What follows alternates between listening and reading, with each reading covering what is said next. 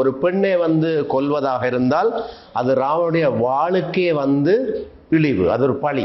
ராமன் தனக்கு சமமானவனா, தான் சேர்ந்து யுத்தம் செய்வதற்கு ராமன் சமமானவனா என்பது அவருக்கு ஒரு கேள்வி ஒன்று இருக்கு. கணவன் எந்த இடத்துல இறந்தாலோ அந்த இடத்துக்கு தான் மனைவியை கொண்டே சேர்ப்பிப்பார்கள். இங்கே என்ன நடக்கிறன்னு சொன்னால், அந்த நீர்க்கடன் கூட முதலில் யாருக்கு செய்யப்படுதுன்னு சொன்னால் இந்த மண்டோதரிக்கு தான் செய்யப்படுகிறது. பின்னை இட்டதி தென்னிலங்கையில், அன்னை இட்டதி அடிவயிற்றிலே, யானும் இட்டதி மூழ்க மூழ்கவே.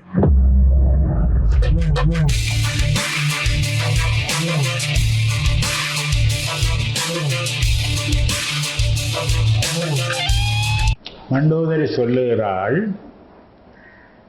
நேயர்கள் நன்கு கவனிக்க வேண்டும். கற்புமிக்க சீதையின் எழில்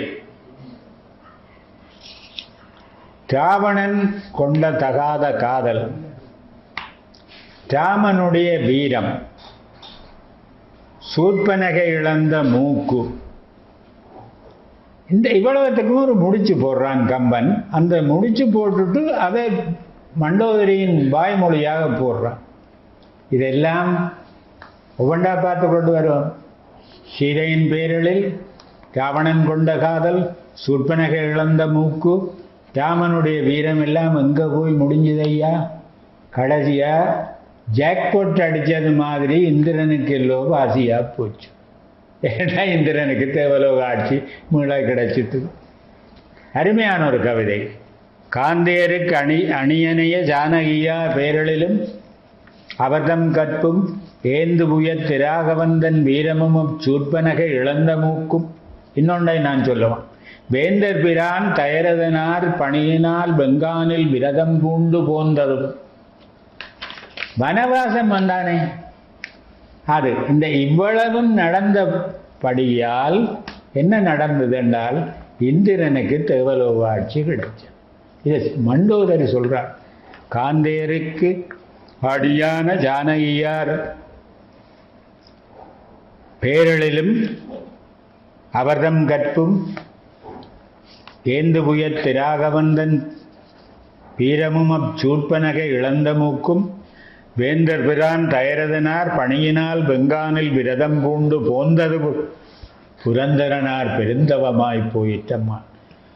இதொரு ஒரு மகாகவிதான் இப்படி ஒரு தொடுப்பு போடுவான். இது எல்லாத்தையும் அங்கே ஒரு பெரிய ஆர்டிஸ்ட் இப்படி கேன்வஸிலே அங்கனேக்க நான் ஆர்டிஸ்ட் செய்ய பார்த்துருக்குறேன்.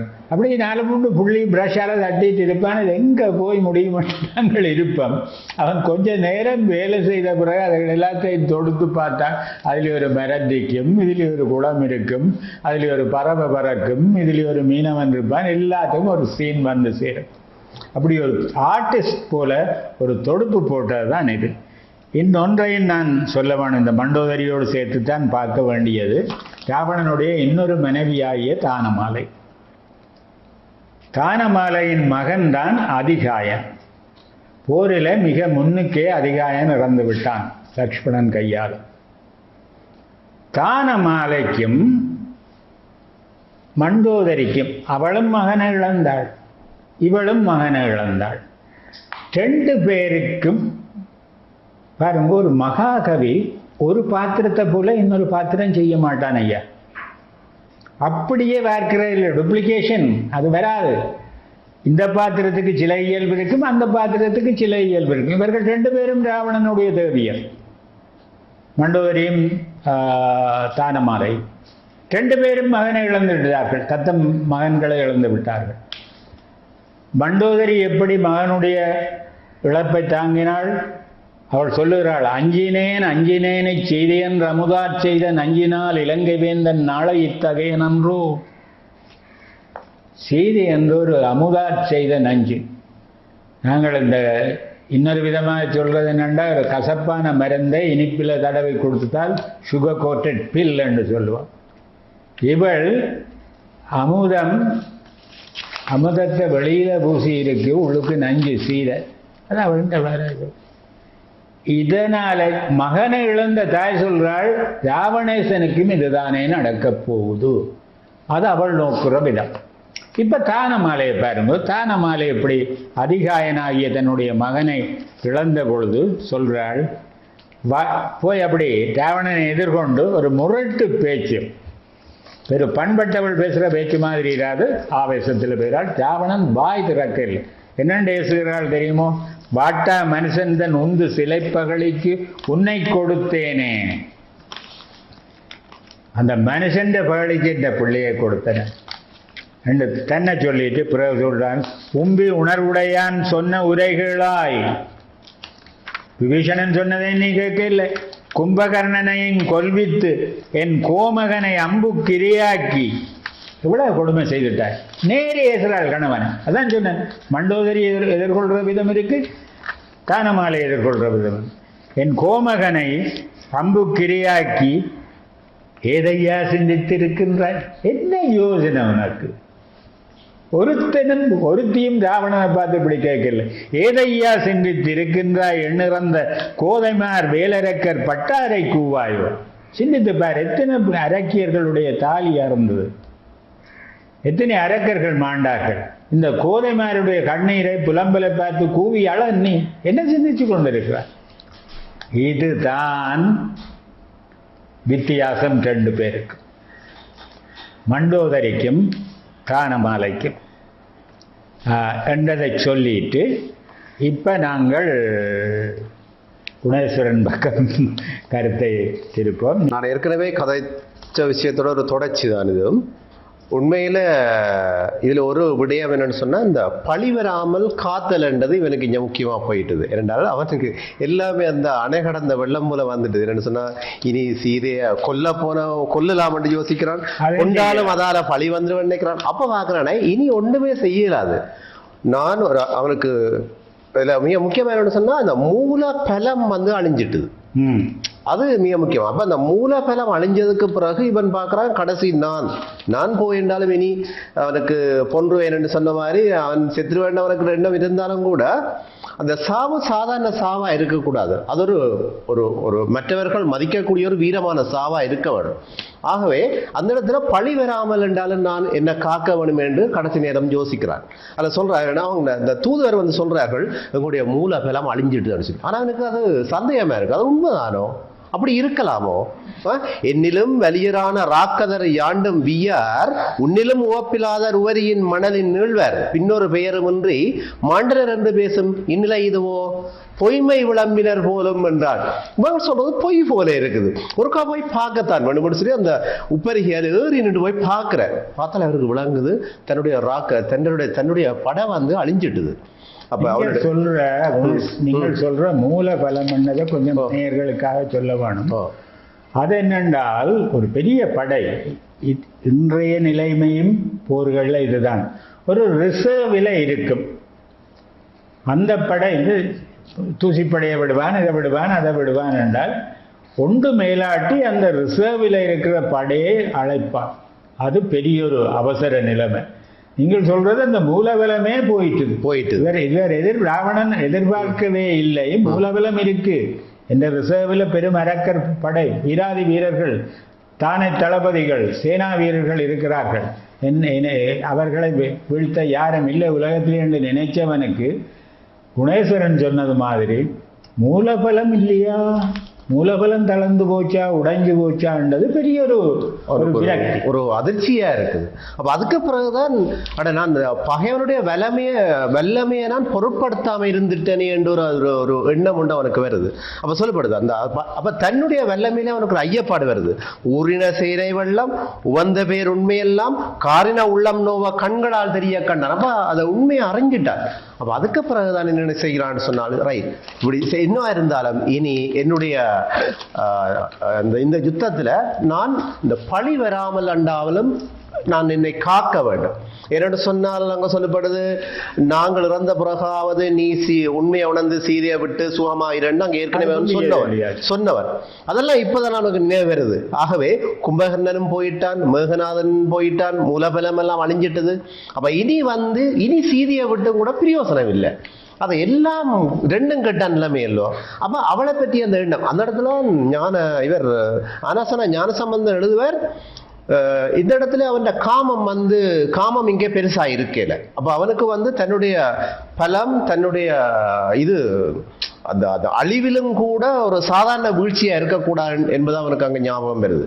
ஆகவே பார்க்கிறான், ஒன்று முதலாவது இனி சீதையை விட்டும் கூட நான் இழந்த அந்த தம்பியை இந்த படைகள் மக்கள் எல்லாரும் திரும்ப நாம் பெறவே முடியாது. அப்ப இதால் என்ன பயன்? ஒன்றுமே இல்லை. ஆகவே இது எல்லாம் பழியத்தான் எனக்கு தரப்போகுது. ஆகவே இனி செய்ய வேண்டிய வேலை பழி வராமல் காக்க வேண்டும். ஆகவே போர் செய்வதுதான் தகுதி என்று இருக்கிறார். அதுக்கு பிறகுதான் நீங்க பாத்தீங்கன்னு சொன்னால் அவ்வளவு சிவனை கூட பெருசா நிற்காத ஆள் அதுக்கு பிறகு என்ன செய்யறார்? போய் சிவ பூஜை செய்யறார். அதுல மிக அமைதி. அதுலேயும் ஒரு மிக முக்கியமான அம்சம் என்னன்னு சொன்னால், எதிரி வந்து மதில் புறத்துக்கு அங்கால இருக்கிறார். அதுலேயும் கூட ராமனுடைய ஒரு ஒரு ஒரு ஒரு தற்துணிவு, அந்த பொறுமை, என்னென்ன இவ்வளவு முடியுது என்ன இவ்வளவு நடந்ததுக்கு பிறகு வேலை அமைதியாக போயிருந்து கொண்டு சிவ பூஜை செய்து கொண்டிருக்கிறான் என்று சொன்னால் அதுல வந்து அவன் அந்த மேம்பட்ட மன வலிமை வெளிப்படுது என்று சொல்லுகிறேன்.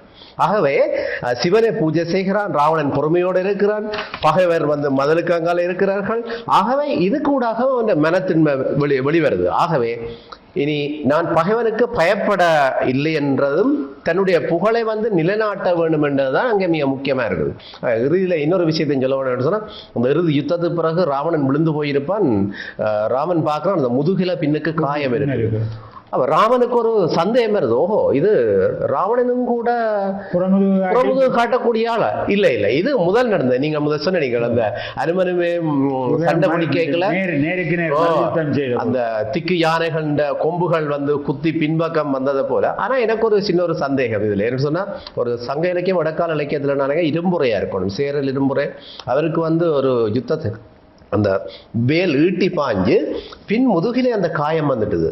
அவர் என்ன செய்யறாண்ட, என்ற முதுகில காயம் வந்துட்டுதல்லோ, என்னுடைய வீரத்துக்கு இழுக்கல்லோ என்று சொல்லி அவர் இந்த வடக்கு இருந்ததை போல உண்ணாமல் குடியாமல் அப்படி அப்ப இவர்கள் மற்ற புலவர்கள்லாம் சொல்ல இல்ல இல்ல, இது நீங்கள் உங்களுக்கு முதுகில காயம் வந்தது உங்களோட புறமுதுகு அல்ல, அது ஈட்டி பாய்ஞ்சி பின்னுக்கு வந்த காயம், அது பெரிய அளவில் உங்களுக்கு பழி அல்ல. இல்ல இல்ல, அது எப்படியோ முதுகுல காயம் வந்துட்டுது, அது பழிதான் எனக்கு. அதுக்காக அவர் தன்னை மாய்த்து கொள்றார் என்று அங்க நாங்கள் முன்னம் படிச்சிருக்கிறோம். இதே மாதிரி நான் நினைக்கிறேன் இந்து கோயில் நாடகாவுக்கு வெள்ளிபுத்தூர் ஆழ்வாரிலும் அது மாதிரி ஒன்று வருகுது.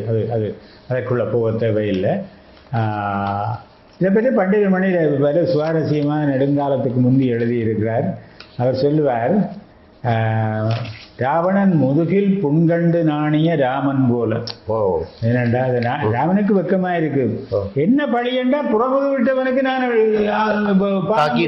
சொல்லியோ இல்லையென்று பிறகுதான் இந்த திக்கி யானையோட பொருத வேளையில மார்பில் ஏறினதை பின்னுக்கு ராவி முறிச்சு விட்ட அந்த கதைகள் தருது.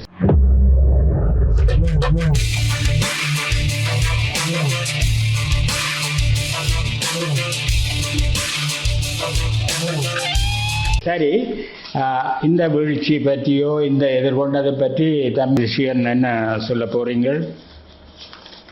இதுக்கு பிறகு அந்த ராவணனுக்கு வந்த அந்த கோபம், அவன் ராவணன் வீரம் அதுகளை பற்றி சீதையை விடுவதுண்டோ என்று இந்திரசித்தனிடம் அந்த கூறினானோடு சொல்ல, அந்த மையல் என்னவாயிட்டு, அங்கதனும் கூட முற்ற ஓதியன் முடித்தலையற்ற போது அன்றி ஆசை அறான் என்று கூறினானே என்று சொல்லப்படுது.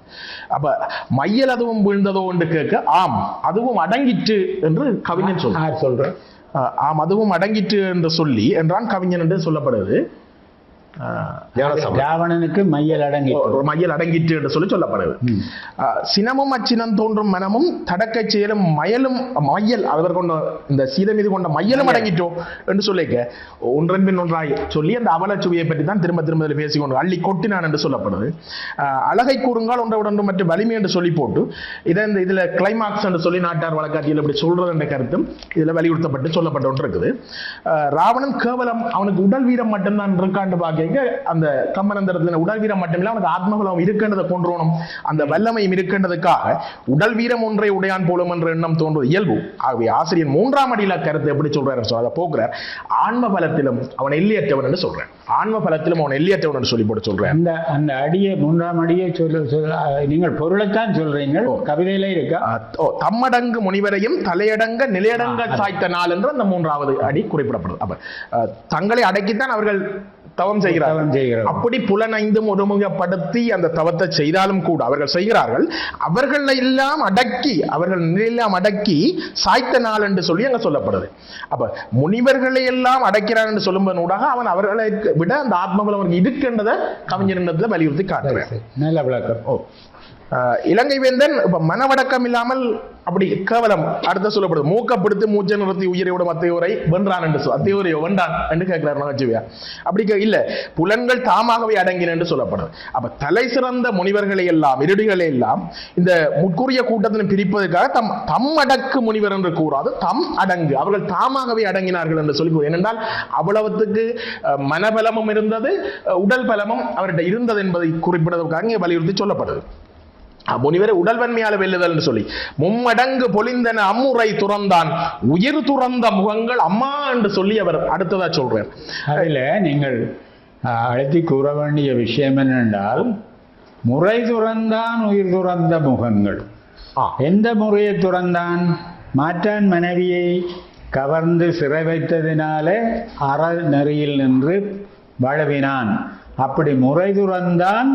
இப்ப உயிர் துறந்த முகங்கள், முறை துறந்தானுடைய உயிர் துறந்த முகம்.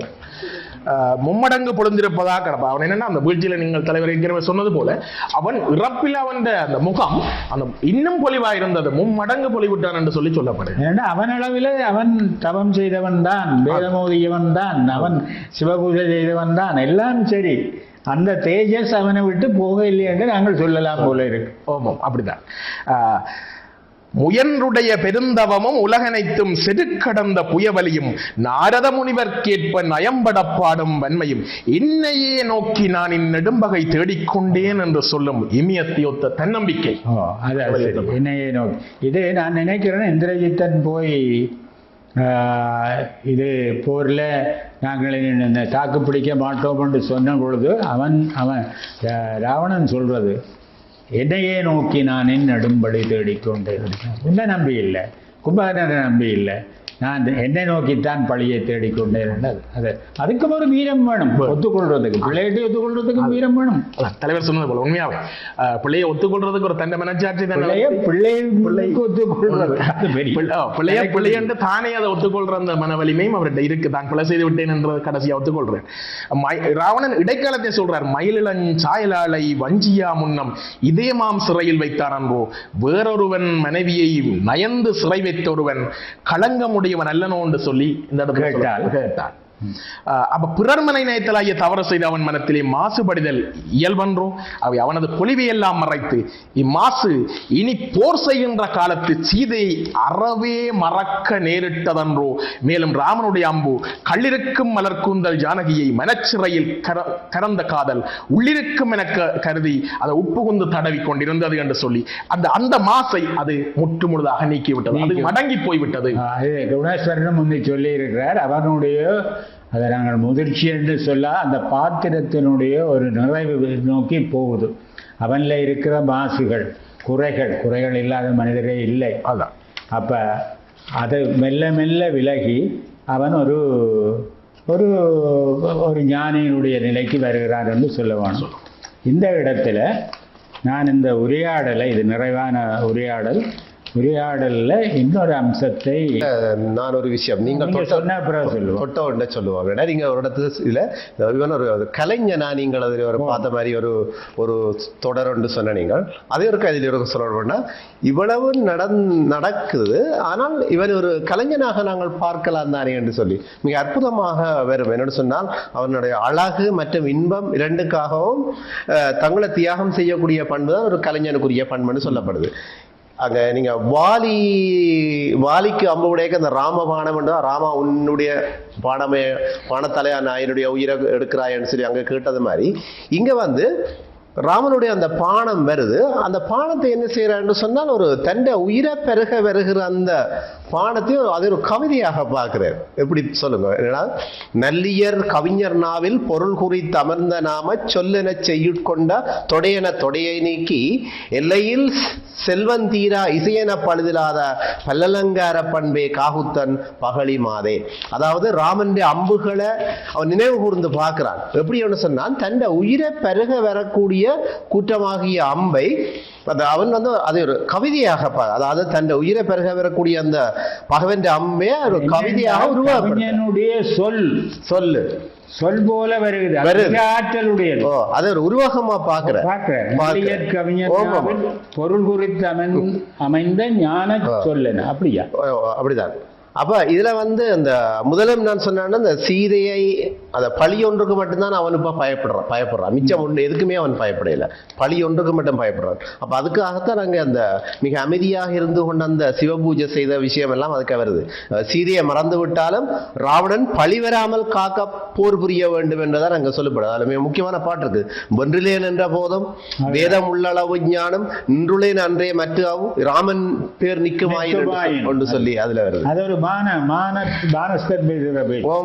என்னென்றால் நான் வெள்ளையில தோற்றாலும் கூட ராமன் பேர் நிற்கும் இடமெல்லாம் நிற்கும் காலமெல்லாம் என்னுடைய பேரும் நிற்கும். வென்றிலேன் என்ற போதும் வேதமுள்ளளவும் யானும் வேதமுள்ளளவும் யானும் நின்றுள நன்றோ மற்ற விராமன் பேர் நிற்குமாயின் பொன்றுகள் ஒரு காலத்தின் தீருமோ புதுமை தன்றோ சாதாமலாரப்பா இருக்க போதானே வேணும்.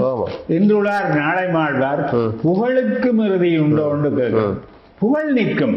ராமன் பேர் எங்கெங்கு ஓதப்படுகிறதோ, எங்கெங்க பாடப்படுகிறதோ, எங்கெங்கு நடிக்கப்படுகிறதோ, எங்கெங்கு காட்சிப்படுத்தப்படுகிறதோ, எங்கெங்கு போற்றப்படுகிறதோ அங்கெல்லாம் ராவணன் பேரும் நிற்கும். அதனால ஒரு தன்னுடைய மனத்தை அடுக்கிய ஒருதனுக்கு, ஒரு கலைஞனுக்கு தான் இவை வந்து சாத்தியமாக கூடும் அருமையாக சொல்லப்படுது. இப்பொழுது நாங்கள் இந்த நிறைவாக ஒரு அம்சத்தை பார்க்க வேணும்.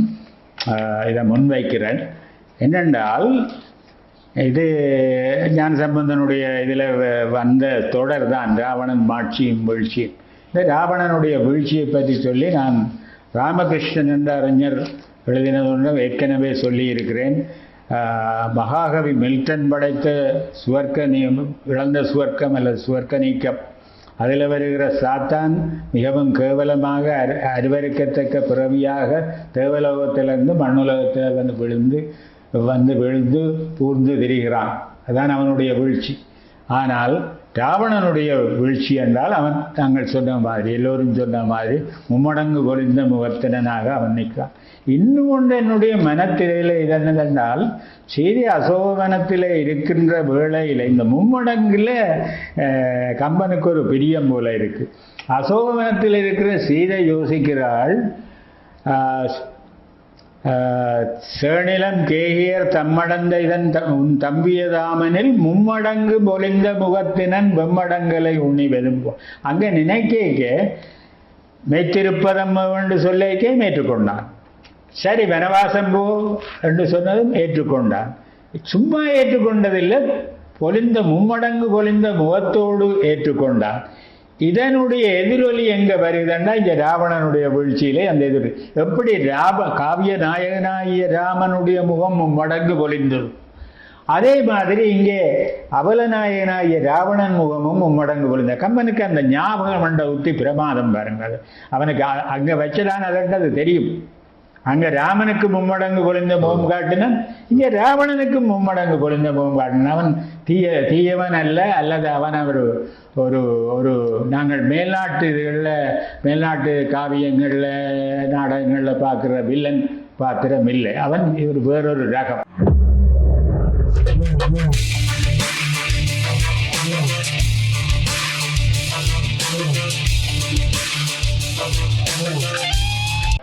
இதில் தான் ஒரு விஷயத்தை இந்த உரையாடலை நிறைவு செய்ய நான் கொண்டு வர விரும்புகிறேன். இப்போ ராவணனை நாங்கள் ஒரு அவல நாயகன் என்று சொல்லுவோம். மேல நாட்டு மரபுப்படி. ஏன்னா நாடகம் மிக சிறப்பாக கிரேக்கர்கள் காலத்திலிருந்து வந்தது. கிரேக்கர்களுக்குத்தான் அந்த பெருமை எல்லாம்.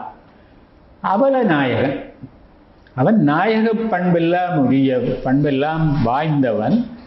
ஆனால் ஒரு அவல நாயகன், அவன் கடைசியிலே அழிந்து போகிறான்.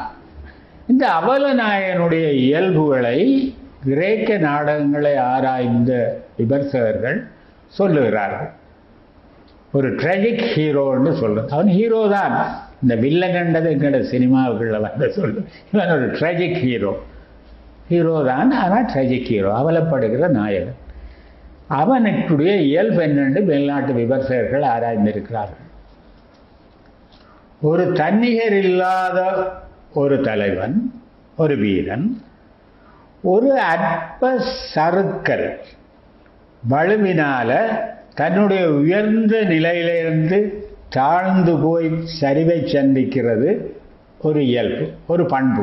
அது கிரேக்க நாடகத்தில் வரும். ட்ரெஜிக் ஹீரோவுக்கு அதை சொல்றது ட்ரெஜிக் ஃப்ளோ, FLAW ஃப்ளோ. ஒரு ட்ரெஜிக் ஃப்ளோ அவனுக்கு இருக்கு. அவன் சும்மா சறுக்கி விழுந்தது மாதிரி, அவன் ஒரு சின்ன அப்படி ஒரு ட்ரெஜிக் ஃப்ளோ இருந்தது. இப்போ ஜூலியஸ் சீசரில் அவரை ஆக உச்ச ட்ரெஜிக் ஹீரோவாக நாங்கள் பார்க்கிறே இல்லை. அவருக்கு இந்த அகம்பாவம் இருந்தது. மனைவி கல்பூனியா சொல்லுவாள், நான் கெட்ட கனவுகள் கண்டுட்டேன், எனக்கெல்லாம் உடம்பு ஒரு மாதிரி இருக்கு, நீங்கள் ரெண்டே செனட் கூட்டத்துக்கு போகாதீங்க. அப்போ அவர் கேட்கிறார், ஷால் சீசர் சென்ட் எ லை? சீசர் ஒரு பொய் சொல்லி தூது அனுப்பலாமா, செய்தி அனுப்பலாமா? என்னண்டு சுகமில்லாமல் இருக்கிறேன் என்று பொய் சொல்ல மாட்டேன். அதில் ஒரு முனைப்பு இருக்கிறதால சீசர் விழுகிறார். இதை விட பெரிய பெரிய வீராதி வீரர்கள் எல்லாம் விழுகிறார்கள். அது சீசருக்கு அது அகம்பாவம். சின்ன சின்ன சருகல்கள் இருக்கும். இப்ப நாங்கள் ராவணனில் உள்ள சருகல் என்ன? ஒரே ஒரு சருகல் தான். அயலான் மனைவியை கவர்ந்து கொண்டு வந்து தன்னுடைய சிறையிலே, தன்னுடைய நாட்டிலே சிறை வைத்தது. அந்த ஒரு ட்ரெஜிக், ஒரு ஃப்ளோ. அதை விட வேறு எதுவும் அவனுக்கு இல்லை. ஈடுன இல்லாத சிவபக்தன், தாயின் மீது, தம்பியர் மீது எல்லாம், நாட்டின் மீது எல்லாம் நிறைந்த அன்பும் காதலும் கொண்டவன். இசையில வல்லவன், இறைவனுடைய நெஞ்சை உருக்க சாமவேதம் பாடியவன், இசைத்தவன். அப்ப அவனுக்குள்ள ஒரு ஃப்ளோ இந்த இது எது? இன்னொருவனுடைய மனைவியை கவர்ந்து கொண்டது. பலதார மனங்கள் மிக இயல்பு. காவிய காலங்கள், இதிகாச காலங்கள், அதை விட்டு ராவணனுக்கே எத்தனையோ மனைவி இருப்பினும், ஆனால் அந்த காலத்திலும் பேணப்பட்ட அறம் என்னென்றால் மாற்றான் மனைவியை கவரக்கூடாது, கவர்ந்து வரக்கூடாது. அதை மீறினான். அது உண்டு அந்த சிறு சருகல். அப்ப அவலநாயகனுடைய முதலாவது அவருக்குரிய அந்த அவலநாயகன் என்பதற்குரிய லட்சணம் அல்லது இயல்பை அவர் நிரூபித்தார். இரண்டாவது பார்க்கலாம், அவல நாடகங்கள்ல, கிரேக்க நாடகங்கள்ல அந்த வீராதி வீரன் அவலநாயகனா இருக்கிறவன் காலப்போக்கில் போர் தொடங்கியோ பிரச்சனை முற்றி மூண்டெறியும் போதோ அவனை சுற்றி பலர் இருப்பார்கள் ஆதரவாக. காலம் போக போக சிக்கல் மிகுந்து வர வர அவன் தனித்து போவான். இது எல்லா நாடகங்களிலும் வருகிறது. நீங்கள் பார்த்தால் மேக்பெத் என்ற ஷேக்ஸ்பியருடைய நாடகத்தில் வரும். எல்லாரும் அவன் மேக்பெத்தனுடைய மனைவி தற்கொலை செய்து விடுவாள். அவளால் இந்த சதிகள், பதவி போட்டிகளுக்காக கொலை செய்கிறது ஒன்றையும் தாங்க முடிகிறதில்லை. அவள் ஆரம்பத்தில் ஒத்துழைத்தாள், பிறகு அவள் தற்கொலை செய்து விடுவாள். அப்போ மேக்பெத் தனித்து போகிறான், வெறும் யாரும் அவனுக்கு உதவி இல்லை. அப்போ மேக்பெத் சொல்லுவான், இனி நான் பின்னுக்கு ஒரு அடி பின்வாங்க மாட்டேன், ஏனென்றால் நான் ஒரு நட்டாற்றில் நிற்கிறேன். முன்னுக்கு போகலாலும் தூரம் அதை தாங்க என்னாலும் சமாளிக்கலாம், பின்னுக்கு வரவும் தூரம் கணக்கவா இருக்கு, நான் நட்டாற்றில் நிற்கிறேன். அப்ப இப்படி சொல்லி மேக்பெத் தனிச்சு நிற்பான். அப்படி நீங்கள் வேறு ஆக்களையும் பார்க்கலாம் மேலை நாட்டு நாடகங்கள்ல. மூன்றாவது இயல்பு ஒரு அவல நாயகனுக்கு என்னென்றால், தன்னுடைய வலுவுக்கு மிஞ்சிய சக்திகளோடு அவன் மல்லு கட்டுவான், தோல்வியை ஒப்புக்கொள்ள மாட்டான், இறுதி வரை மல்லு கட்டுவான். இதுக்கு சிறந்த உதாரணம் எங்களுடைய இந்திய மரபில் ராவணன் தான். தன்னுடைய சக்திக்கு மிஞ்சின, அதில் வளமையாக கிரேக்க நாடகங்கள்ல என்னென்னால் அதில் தெய்வங்களும் அங்கே பாத்திரங்களாக வரும். ஜூபிட்டர் வருவார், அப்பல்லோ வருவார், அவர்கள் எல்லாம் வருவார்கள். அது அங்கே சாத்தியம். இங்கே தெய்வங்கள் வருகையில் அவதாரம் எடுத்து மனுஷ உருவோ ஏதோ ஒன்றில் தான் வரவன். அப்போ ராவணன் எந்த சக்தியோடு போராடுகிறான்? ராவணன் போறது மனித உருத்தாங்கி வந்த தெய்வ சக்தி வந்து நிற்கிறான். ஆனால் அவன் அறிந்து கொள்ள இல்லை. அல்லது அவன் உணர இல்லை, அல்ல உணர்ந்து உணர்சரன் சொன்ன மாதிரி ஒரு கடைசியில உணர்ற ஞானம் வரும்பொழுதும் அவன் பின்வாங்க முடியல. சூரனுக்கும் அது முடியல. சூரன் சொல்லுவான், இந்த பார்த்து கடை இது மூல காரணமாய் நின்ற மூர்த்தியும் மூர்த்தி என்றோ, இவனை சூழுதல் வேண்டும், சென்னி தொழுதுதல் வேண்டும், இவனுக்கு ஆளாய் மாளுதல் வேண்டும். ஆனால் தடுத்தது மானம் ஒன்றி, மானம் விடுவதில். ராவணனும் அதைத்தான் சொல்றான். வென்றிலன் என்ற போதும் வேதமுள்ள அளவும் ஞானன் நின்றிலன் என்றோ மற்ற விராபன் பேர் நிற்குமாயின் பொன்றுதல் எக்காலத்தின் தீருபோ புதுமை தன்றோ இன்றுளார் நாளை வாழ்வார் புகழுக்கு இறுதியுண்டோ என்று அவன் சொல்வான். ஆக இந்த மூன்றாவது பண்பாக நான் அவலநாயகனுடைய பண்பு, அவன் தன்னை மீறிய தனக்கு மிஞ்சிய சக்தியோடு போராடுவான், தோல்வியை ஏற்றுக்கொள்ள மாட்டான். அந்த சக்தி சில வேளையில் இயற்கையாக இருக்கலாம், தெய்வங்களாக இருக்கலாம். தெய்வங்கள் எல்லாம் கிரேக்க நாடகங்களில் மண்ணுலகில் வந்து போரில் ஈடுபடும் நேரடியாகவே. ஆனால் இங்கே ராவணனும் வந்தவன், நான் முன்பு இந்த உரையாடலில் சொல்லி இருக்கிறேன், வந்தவன் இவன் சிவனோ அல்லன் நான்முகன் அல்லன் திருமாலாம் அவனோ அல்லன் என்பதும் எல்லாம் அடுகின்றான். தவனோ என்னில் செய்து முடிக்கும் தரன் அல்லன் இவனோதான வேத முதற்காரணன் என்பான். இவன் வேத முதற்காரணன், வேதநாயகன் போல இருக்கே, என்ற வரமெல்லாவற்றையும் பற்றச் செய்கிறானே, இவன் சிவனா பிரமனா திருமாலா, இப்படியெல்லாம் அவனுக்கு ஒரு வெளிப்பு, சிறிது வெளிச்சம் என்று சொல்லுவார் புனகதை தலைப்பொண்டு. சிறிது வெளிச்சம் ஏற்படுகிறது. ஆனால் அவன் அந்த தோல்வியை ஏற்றுக்கொள்ளும். அது அவல நாயனுடைய இயல்பான் அழிவை நோக்கி நகர்ந்து சறுக்கி இப்படி எப்படி பார்க்கலாம் என்றால், ஒரு பெரிய சாய்தளத்தில், அதுவும் எண்ணெய் ஓடுகிற சாய்தளத்தில் காலம் மிதிச்சவன் எப்படி தவிர்க்க முடியாதபடி சறுக்கி கொண்டு போய் அதல பாதாளத்தில் விழுவானோ, அப்படி அந்த அவலநாயகன் விழுவான். அதற்கு தலை சிறந்த உதாரணம் ராவணன் என்று சொல்லி, நாங்கள் சில மாதங்களாக கம்பனுடைய ராமாவதாரத்தை அடிப்படையாக வைத்துக்கொண்டு இந்த கலந்துரையாடலை நடத்தி இருக்கிறோம். ராமாவதாரத்தின் கட்டமைப்பு, கம்பராமாயணத்தின் கட்டமைப்பை பற்றி சொல்லி இருக்கிறோம். வான்மீகியை விட்டு விலகி கம்பன் செய்த புதுமைகளையும் ஆங்காங்கே சுட்டி காட்டியிருக்கிறோம். பாவேசு ஐயருடைய ஆதாரங்களை துணையாக கொண்டு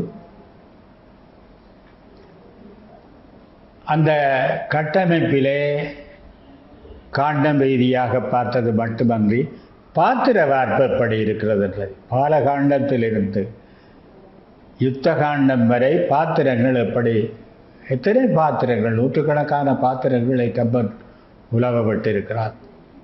அவற்றை அந்த பாத்திர வார்ப்பை பார்த்தோம். சற்று முன்பும் சொன்னேன், ராவணனுடைய மனைவியர் இருவருக்கிடையிலேயே அந்த பாத்திர வித்தியாசம், வேறுபாடு தெரியும். ராவணனுடைய தம்பியர் இருவருக்கு இடையிலே வித்தியாசம் தெரியும். ராமனுடைய தம்பியர்களுக்குள்ளே அவர்களுடைய தனித்தனி இயல்புகள் தெரியும்.